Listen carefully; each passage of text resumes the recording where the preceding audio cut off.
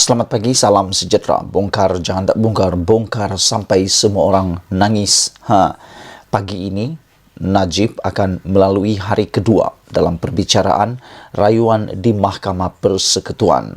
Namun demikian, ada satu ulasan yang amat luar biasa yang akan membuatkan Najib mungkin terduduk diam dan memikirkan nasib yang akan menimpanya sekiranya dia akan dipenjarakan 12 tahun dan denda Rm210 juta. Ulasan ini bertajuk di Facebook, Najib serba tahu, di mahkamah serba tak ingat.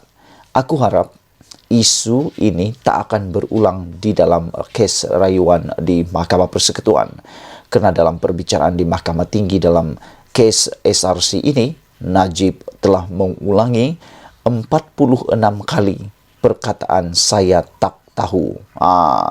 Jadi inilah sebabnya tajuknya di Facebook Najib serba tahu, tapi di mahkamah serba tak ingat. Saya berdoa supaya kebenaran akhirnya ditegakkan apabila perbicaraan akhir kes SRC bermula hari ini di Mahkamah Persekutuan. Inilah tempat untuk Datuk Seri Najib Razak membentangkan fakta, bukannya di Facebook seperti yang dia buat selama ini. Di mahkamah ada peraturan yang mengatur penghujahan supaya kita mengikut undang-undang, supaya kita tidak boleh berbohong dan putar alam ikut suka hati. Saya selalu turun naik mahkamah semasa Najib berkuasa dan diteruskan pula semasa PH berkuasa. Saya menang semua kes-kes saya, 14 kes semua berdasarkan hujah perundangan mengikut fakta. Sebab itu, bagi saya, bila ke mahkamah ini, kita akan berani jika kita benar.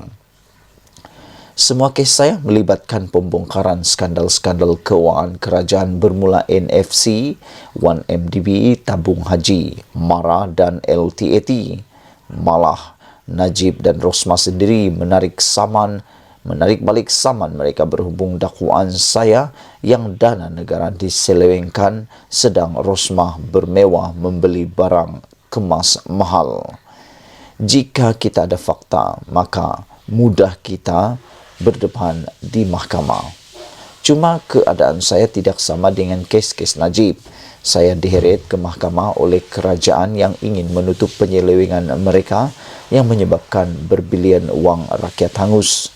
Satu dunia tahu, siap dengan bukti fizikal seperti kondo-kondo, hartana di Australia, keterangan pesara tentera yang lewat dibayar pencen, dan pelaburan-pelaburan tabung haji yang hancur. Kes Najib bersabit pencurian wang pencen rakyat dari KWAP yang masuk ke akaun banknya, lalu dia berjoli sakan membeli barangan kemas mewah, membayar kad kredit dan sebagainya. Bukti dari segi money trail cukup jelas dan dakwaan wang itu datang dari penderma Arab telah dibuktikan di mahkamah hanyalah pembohongan saja. Sebab itu, saya malu bila ada bekas pemimpin negara sebegini. Kepada anggota UMNO, dia beri arahan menjawab dan membalas setiap pendedahan saya dalam masa 3 jam. Sebab itu akhirnya semua pendedahan saya yang terbaru tidak dijawab. Sebaliknya diputar dengan pelbagai tuduhan kononnya saya raja fitnah supaya rakyat menolak mentah-mentah tanpa berfikir. Di mahkamah pula, Najib mencari segala alasan untuk melambatkan kesnya.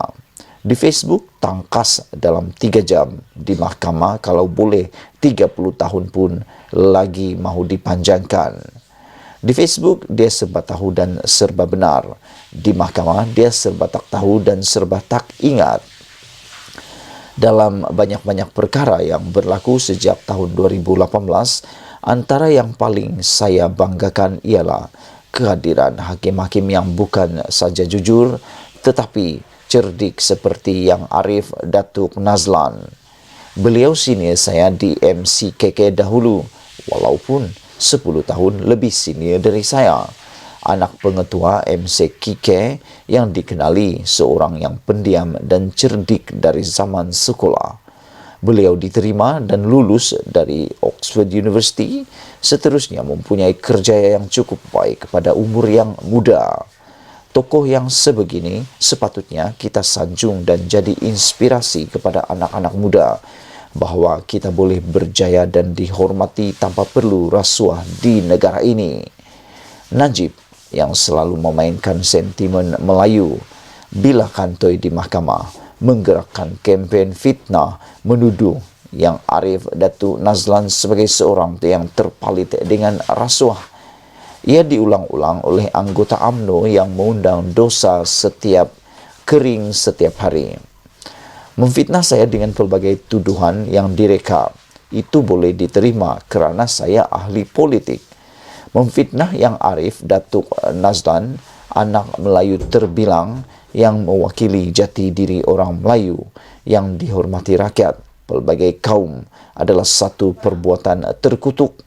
Saya berdoa supaya Allah melindungi hakim-hakim kita yang jujur dan adil.